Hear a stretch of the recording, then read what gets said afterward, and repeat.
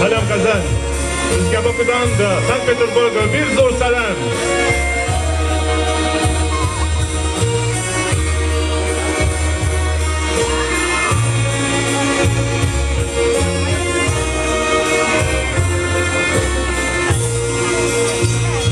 Büyük asılar biter canlı yakma, örtemlere belan elberga. Asılar biter ebes manuslar,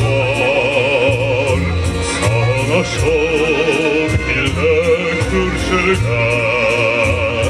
Asılar açar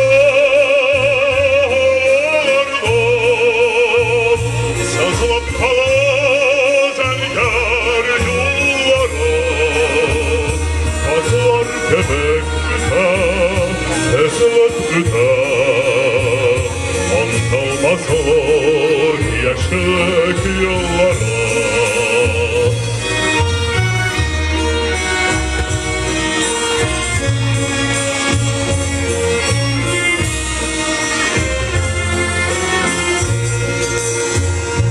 Büyük kazılar gide kanholaşar, yaman solap hava küreler.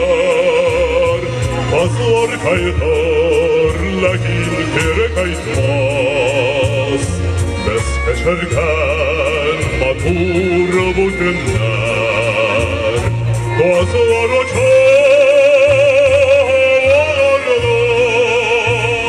sazılıp kalır erker yollara. Aslan köpek tüter, ezilip tüter, anılmaz olur yaşlık yollara.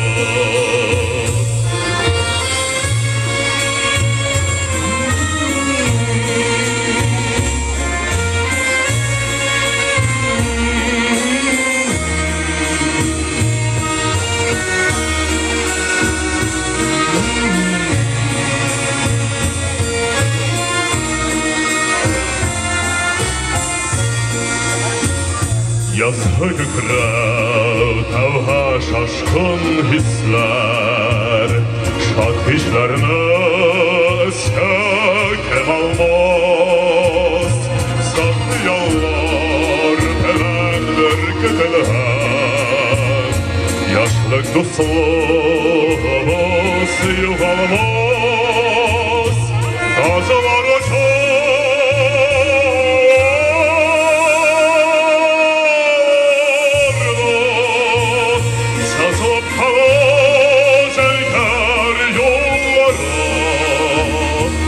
asılar köpek tüter, ezilip tüter, anılmaz olur yaşlık yıllara.